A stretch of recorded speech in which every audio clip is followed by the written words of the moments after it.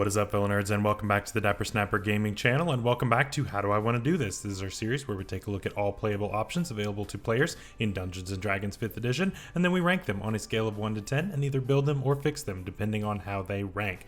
Now today we are finishing up talking about the Trickery domain Cleric sneaking its way in here, and honestly sneaking its way into the category of not needing a fix. Barely. If you missed that video on Tuesday, it will be up in the icon above for you to check out right there. Make sure you watch that video before you watch this one because it goes into a lot of detail about what this subclass can do. And then today we're going to build one as it barely scraped by. But before we do that, make sure to leave a like on the video and subscribe if you haven't already. As you can see, most of the people who watch this video are not subscribed, so please help us out. We just reached 1,000, so let's get to 2,000 by the end of this year. It's really not that crazy of an ask, I feel, and I can only do that with your help, so thank you in advance. And of course, make sure that you click the bell so that you're notified when new videos are uploaded, and then share the video with your friends. So the Trickery Cleric is the way to not take anything seriously. And honestly, I feel like that's just D&D in general. You're doing very serious things and you find the least serious way to possibly do them. At least I feel like it's that way at most tables. So this is really cool, right? It's very flavorful. It allows you to be an absolute goofball while also being very integral to the party's success, being the cleric. But you get to have a lot of fun. And so that is what today is all about making a fun build, not necessarily an optimized build, because I don't really think that this is an optimized build by any means, but it is it's still strong and it's just a lot of fun, and that is what we are here for, having a lot of fun. So let's go ahead and jump into today's build. Starting off with our race, of course, we are going to go with a race that I have not chosen in a hot minute, and you probably haven't missed seeing, but we're back with it. It's the Variant Human. I know that it's cliche to take Variant Human, and I know, but I need it on this build. I need feats. I need a lot of ASIs. My stats are kind of spread a little thin here, and so I need all the help that I can get here. So we're going to go with Variant Human, and we are going to take for our free feat the Warcaster feat. So Warcaster is a big staple when it comes to clerics. Most clerics end up taking this because it's just endlessly useful. The biggest thing for us is, of course, to help with our concentration checks. We cannot get our constitution nearly as high as I want to on this build, just because we are working on some other stats going on, and so I really need that boost. I really need that boost to our con saves because we're not going to have that great of a constitution score, and we're going to try to bolster those as much as we possibly can by other means. So we are going to go ahead and look at our modified standard array. Of course, if you are using point buy or rolled stats or regular standard array or whatever it is at your table, you may have to modify these stats just a little bit. This is what I use at my table, and this is what a lot of other YouTubers use actually.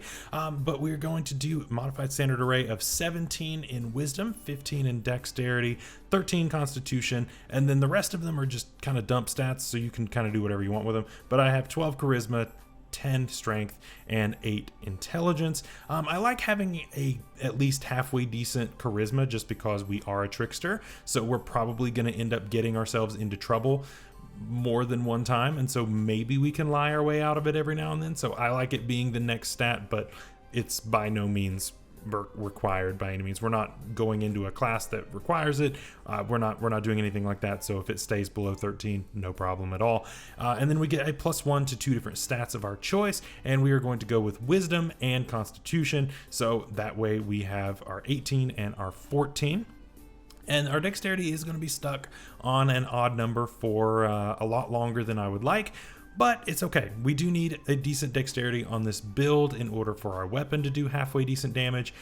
Weapons on clerics normally don't do all that crazy damage, and that's not going to be different here, but we're going to try to make it work at least somewhat decently, and just see what we can do with it. It's not going to be anything crazy, not going to shatter any records, but we're going to have fun with it, and that's the whole point. So then for our equipment, you can go multiple ways with this. I'm personally going to take heavy armor and just suffer the movement penalty, but you could very much go studded leather if you wanted to, and take your dexterity bonus, or take something like scale mail and take your +2 bonus, which you already have maxed out, so you could go with that as well. either way, scale mail is probably better for now, and then later on you could pick up something like full plate if you wanted to much later once you can afford it, which will probably be a little while, but that's okay. Once you can afford it, then go ahead and pick up full plate instead, or you can switch to light armor at that time, whatever you want to do. This is very, very it's versatile in that way. I am assuming that we will have heavy armor on when I make this build, or at least that we are headed in that direction, but that's just me. Then pick up a shield as well and a rapier. We will use the rapier from time to time. It's not going to be super often, especially here at low level. We're really going to be focusing a lot more on cantrips here at this level. Our spells are going to be our main way of attacking, and then as we go, our rapier will get better as we scale. So then let's go ahead and start taking some levels here. At level 1, we are starting off with not cleric. We are starting off with fighter, actually. We're starting off with fighter for several reasons. One, we go ahead and pick up heavy armor proficiency, which we do not get as a trickery cleric. We get it on several other clerics, including the Tempest Cleric, which we talked about last week, which will be up in the icon above right there. We did get it there, but we do not get it as a Trickery Cleric, and then this is the way that we can pick that up very easily. We also get a couple of other things here. We pick up better weapon proficiencies, but we're not using that, unfortunately. And we also get a fighting style. For our fighting style on this one, I'm going to take the dueling fighting style. That gives us a +2 to damage rolls as long as we're not holding more than one weapon in our hands. And we're going to have a rapier in one hand and a shield in another. And as far as I'm concerned, a shield is not a weapon, so that works for me. And then we also get second wind, of course, as well, which gives us a little bit of limited healing. 1d10 plus our fighter level. We're not taking a lot of fighter levels, so it's not going to scale all that well, but in a pinch, it's a nice little free heal. It's cool. It's a good feature overall. At level 2, we're going to go ahead and take Cleric. So we're basically, your run-of-the-mill town guard, and then we find religion, or we find Loki, or we find something along those lines. Some kind of, we're pranked by a deity, and we're like, you know what? That's fun. I'm done with this serious crazy drills all day. I don't want to do that anymore. I would rather just have fun with it. And so we go to the dark side, as it were. And so we get spellcasting and Blessing of the Trickster here. Blessing of the Trickster, of course, giving advantage to stealth checks for one person at a time, excluding ourselves, unfortunately. So we cannot use this to negate heavy armor on ourselves, but we can if we have a paladin or another fighter or whatever it is on our team. We can negate that or give advantage to our rogue who may not have the Boots of Elvenkind just yet. They will very much appreciate that. And then, of course, we get our spells here. Just some suggestions for you. Cantrips, take Guidance, take Sacred Flame, Spare the Dying, Toll the Dead, just the usuals. And then first level spells, we get Charm Person and Disguise Self. Very flavorful, very on point for what it is we are trying to do. And then, of course, for first level spells, you can take things like Bless, Cure Wounds, Guiding Bolt, Healing Word, and Inflict Wounds. I don't always recommend Inflict Wounds, just because it is a touch spell, and normally we don't really want to be up in the people's faces.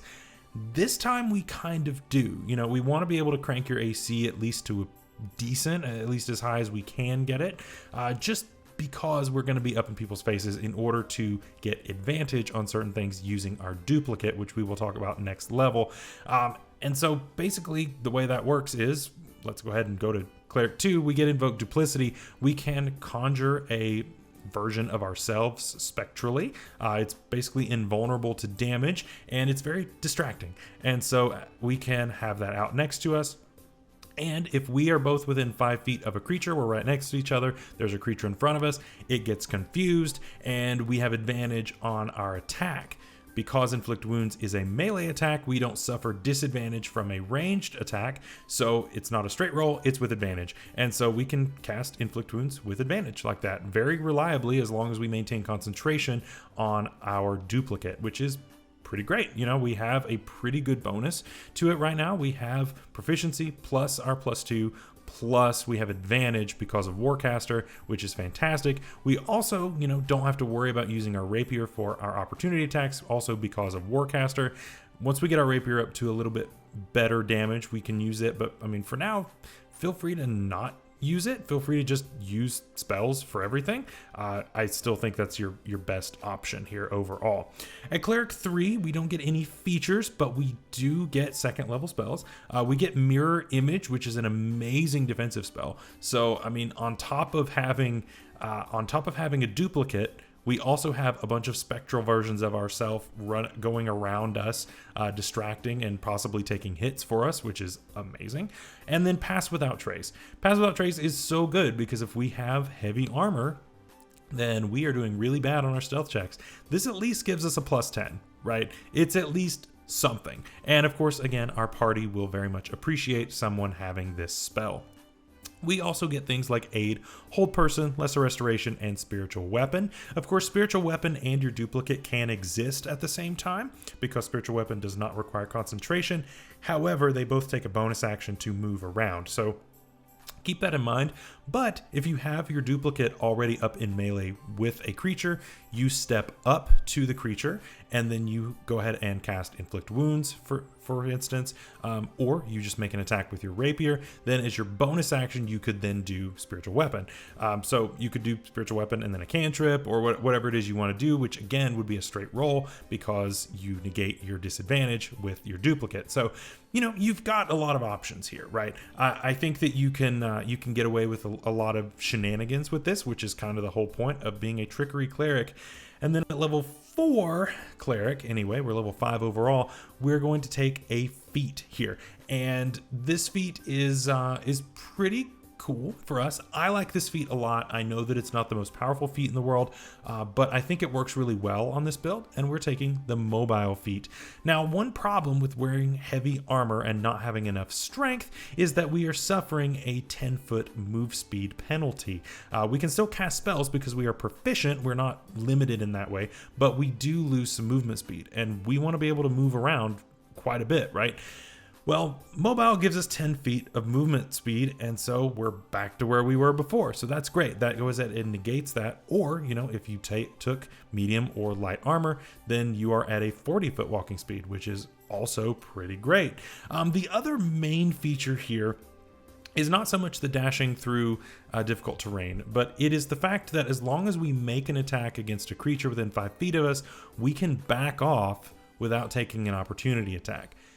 That's pretty fantastic, right? It gives us an ability to hit and run away just without us having to do anything risky. I really like that. I think that's fantastic. And especially with us wanting to be up in the faces of these enemies, I think that's endlessly useful. And so I really think mobile works really well on this build. At Cleric 5, we get Destroy Undead up to a CR of 1/2, and so if we use our Turn Undead feature and the Undead is under CR 1/2, then it's gone. Goodbye. See you later. It's not coming back, which is great. We also get 3rd level spells, and we get Blink and Dispel Magic. Now, Blink is a somewhat divisive spell in that some people love it and some people hate it. I'm not the biggest fan of Blink. And the reason is because it is unreliable based on what you roll. You might be there in a time where you don't want to be there, or you might not be there in a time you did want to be there. And it's just a dice roll. So you never know whether you're going to be in this dimension or not the next turn. And that can be a little frustrating. And so I'm not the biggest fan of Blink. I think Mirror Image is much better. And I think you get a lot better bang for your buck with that. You also get Dispel Magic, which we already could have gotten anyway, but I mean, it never hurts to have it, right? We also get things like Mass Healing Word, Revivify. Sending is kind of a must on a Trickery Cleric, just because Sending is just hilarious, right? I think you've seen Jester in Campaign 2 and all of the things that she does on there. You say... The Orphan Maker has arrived. Oh dear. Where can we find you? Oh dear, oh dear. Do do do do do do do do do do.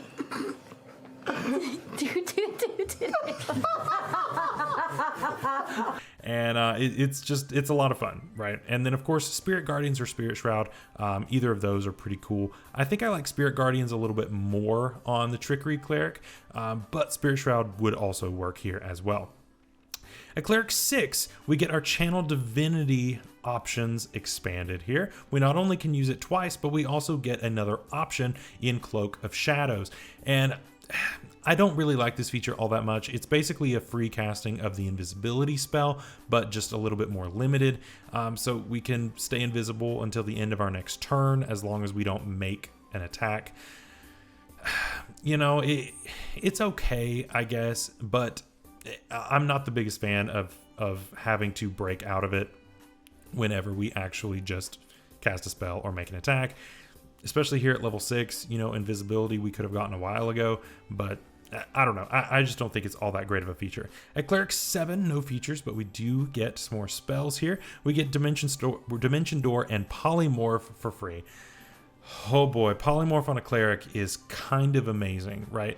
I think it's absolutely fantastic being able to transform yourself or one of your friends into something big and scary, or transforming the enemy into something tiny and harmless, and that way that thing is completely removed from the fight as long as it fails its save.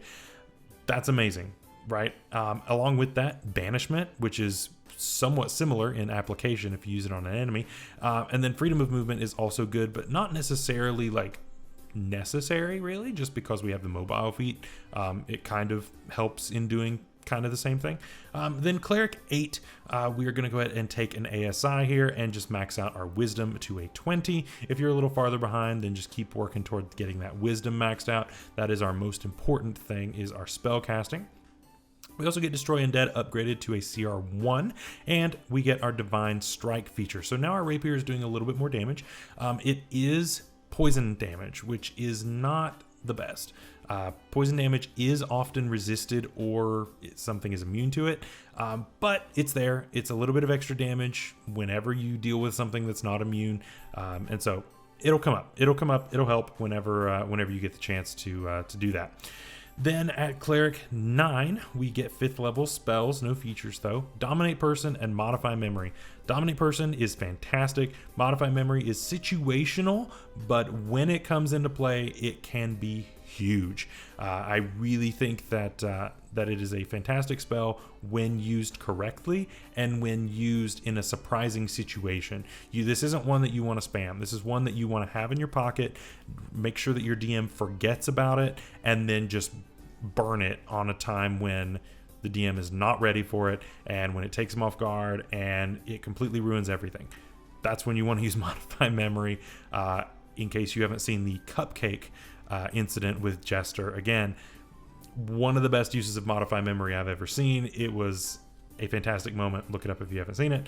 And then of course for other spells, Contagion is another really good one. It's a touch spell, and so you can curse them if they fail enough, which is great. And some of those curses are really nasty, and so it can really put somebody in a really big bind if you have that. And of course, being in melee, it helps with that.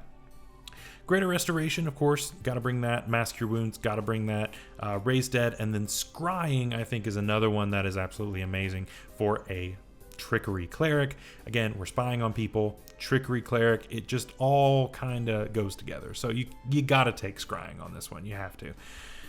Okay, so we are now at level 10, and I feel like we've gotten a lot of what we really want as far as from the Cleric class. Not that we're going to be gone forever, but we've gotten a lot of what we wanted. My priority was to get our 5th level spells, because we get so many good spells throughout our exclusive spell list as a Trickery Cleric. So I didn't want to put any of those off any more than I already was by 1 level. So we put off 1 level. We're only 1 level behind. It's okay. We have a lot of our best spells already. So I'm okay with putting off our progression for a little while in order to pick up some other things that I want. Number 1, I want to take some rogue levels. I know we took rogue levels last week, but I want to do it again, but maybe not the same subclass. You'll just have to see. So as a level 1 rogue, we get sneak attack. So we're going to add 1d6 to our damage when we use our weapon, whenever we meet certain criteria. And it's when you attack with advantage. Well, wouldn't you know that we can give ourselves advantage very reliably with our duplicate. And so that is absolutely fantastic to be able to do that. We also get Thieves' Cant, which is our secret language for rogues, and then expertise, so we can double our proficiency bonus with certain skills. Probably would take stealth, and then you know, another one of your choice, whatever you're feeling. Then at Rogue 2, we get Cunning Action, which is also amazing. This gives us another great use of our bonus action to be able to dash, disengage, hide as a bonus action. Again, being able to move around the battlefield quickly as a cleric is fantastic. We have a lot of uses for our bonus action though, so you've really got to think these out beforehand, because we've got Spiritual Weapon, we've got moving our duplicate, we're getting ready to have another use for our bonus action here in a minute. There's a lot, and so just be aware that there's a lot going on here. At Rogue 3, we get a few features as we pick up our subclass, and yeah, I originally thought about going with the subclass we went with last week with the Arcane Trickster, but I'm honestly okay with putting off our spell progression here, just because I want to add some damage, and I want to still allow us to be very helpful in what we can do as a cleric. So we are going to go with the Mastermind Cleric. I really like this subclass. It's got a lot to it, and it really kind of gets better as you go, to be honest. It's one that does really well as you get higher level, but the level 3 features are not bad at all. So first of all, we get Master of Intrigue here, and so we get proficiency with the Disguise Kit, Forgery Kit, and a gaming set of our choice, as well as 2 languages. That screams trickery to me, right? Being able to forge something, being able to disguise, and being able to beat somebody at a game, and being able to speak languages that nobody expected you to speak. That's super on point for me. I completely think that's great. Additionally, we can mimic speech patterns as long as we can listen to somebody for 1 minute. Quite a bit more situational, but it's it can come up, right? It can come up. It's more of a ribbon feature in my opinion, but it can come up for sure. We also get Master of Tactics, and we can use the help action as a bonus action. So we talked about using the help action as a bonus action with the Peace Domain Cleric with the new Hobgoblin. If you missed that build, that'll be up in the icon above right there for you to check out. It's very helpful, right? Again, we have another use for our bonus action, so you've got a slew of options to use. And we're going to gum it up even more here in just a second. Don't you worry about it. And of course, when we use this help action, we can also do it at a range of 30 feet rather than being right next to somebody. That is what's huge about this subclass, is being able to use it from 30 feet away, just yell at somebody, hey, you know, attack where it's weak, is kind of what this is. To me, what I see it as is you looking over at the creature and like sticking your tongue out, or like making a joke or doing something stupid, and then that's distracting to the enemy. That's how I see it, and so I think that makes it a lot more flavorful and more on point for what it is that we are going for as far as being a trickery cleric. So then next level, we are going to actually go back to Fighter and pick up our Action Surge. We're actually not going to get extra attack on this build, unfortunately. I don't really want to go that deep into Fighter, and I originally was looking at a different class to go in entirely, and that one had extra attack, but it ended up just not being exactly what I wanted it to be, and so we ended up dumping that instead. So we get Action Surge here at level 2, so once per short rest we can use an action twice, which is great. That's fantastic for us, being able to attack twice or just take 2 actions, whatever it is we need to do. Very versatile, opens up a lot of options. Then we're going to go back to Rogue. I want to go ahead and pick up that ASI that's hanging right there. It's tough, right? We really want a lot of ASIs here, but there are a lot of features that we're kind of leaving hanging at the same time, and so I don't want to leave those behind either. So it's tough, right? It's really, really tough. What we're going to do here, though, is go ahead and pick up Resilient Dexterity. So our Dexterity was the only odd number that we really cared about, and so we're going to go ahead and pick up Resilient. There are a lot of Dex saves in D&D. A ton of them, actually, and so being able to be proficient in those saving throws is fantastic, and that goes ahead and makes us have a 16 in Dexterity. That's going to make our attacks a little bit stronger. It's going to make us hit a little bit easier. It's fantastic. It's a win-win-win-win-win. It's an amazing thing, especially when we go now to Fighter 3. At level 3 of Fighter, we get some interesting things here as we are going with the Echo Knight, which may not have been your first choice. Most people probably would have gone Battlemaster here, but we'll talk about that later in the honorable mentions. But Echo Knight is a lot of fun, and it's kind of nuts. And for us to be up in the faces of somebody, it's really cool. Even more so, I wanted to have another duplicate. And so this is essentially us having a second duplicate. If you multi-class much at all, you're going to lose out on the 17th level Cleric feature, and we did. And so I wanted to have something else there in its place, and so the Echo is born. So basically we have a translucent version of ourselves. We can make it appear within 15 feet of us, and it can do all sorts of amazing things. It has an AC equal to 14 plus our proficiency bonus, which is not bad at all. Immunity conditions, 1 hit point. It uses all of your stats for saving throws, so it would have proficiency with dexterity saving throws, which is good. And it can also do several other things. As a bonus action, you can teleport and switch places with your clone, which is really nice. And then when you take the attack action on your turn, you can make the attack originate either from you or from the Echo, which is great. And when a creature that you can see within 5 feet of your Echo moves at least 5 feet, you can use your reaction to take its opportunity attack there. Which is one thing that's weird, is that we technically are able to cast spells as a opportunity attack. I don't believe that the Echo is capable of casting spells. It doesn't say that you can cast spells from its spot, so I don't think that you can cast spells with it using an opportunity attack. That'd be an interesting one. I'm not sure. How would you rule that? Let me know down in the comments below. And then we also get Unleash Incarnation. So when you take the attack action, you can make 1 additional melee attack from the Echo's position, a number of times equal to your con mod. It's not great, but it's something, right? It's still an extra attack on your turn for your bonus action. And, you know, we have so many uses for our bonus action. So only having 2, that just makes the decision so much easier for us, honestly. So I think it's totally fine to do that instead. And finally, we are back to Cleric, and we are going to be there the rest of the way. At Cleric 10, we get Divine Intervention. Again, I'm not really a fan of this feature. If you missed our video on just the generic Cleric, that'll be up in the icon above right there for you to check out. I'm not a fan of Divine Intervention just because of how little it actually works. Just me. At Cleric 11, we get Destroy Undead upgraded to CR2, which is cool. And then we get 6 level spells. Harm and Heal are my 2 favorites. Those are my go-tos. The thing is, I really just like 5th level spells and under. Once Cleric goes above this, yes, there are some really good standouts. But honestly, the ones up to level 5 are just so good that I just really, really like having those, and I'm honestly satisfied. But that's just me. That's just me. Then at Cleric 12, we get an ASI or a feat. I'm going to go with a +2 to our dexterity to get that up to an 18, which is fantastic.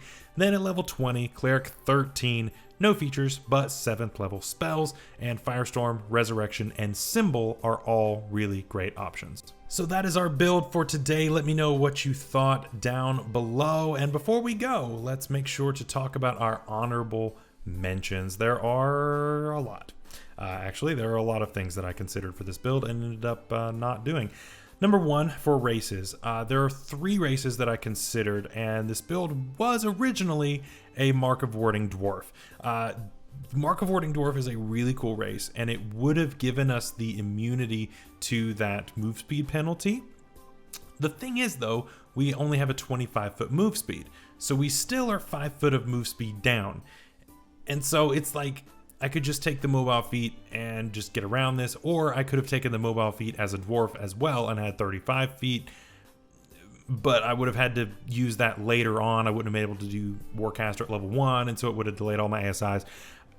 It wasn't what I was looking for, but Mark of Warding Dwarf would definitely work here. The other 2 options are kind of related, as in the Elf and the Half-Elf. The reason is because we could have taken Elven Accuracy, because we are able to give ourselves pretty reliable advantage when we are in melee. And I think that's great, being able to roll a 3rd die. That's just another chance for a crit, and of course that will help out a ton, especially if it's a high level inflict wounds. That could get insane. And so I really think that that would be really helpful to you, and that would be fantastic. We'll talk about feats now, and Elven Accuracy would have been great if we had taken Elf or Half Elf. Of course, that spell is, or that feat is like kind of busted, and that's why it's limited to only elves, so it is what it is.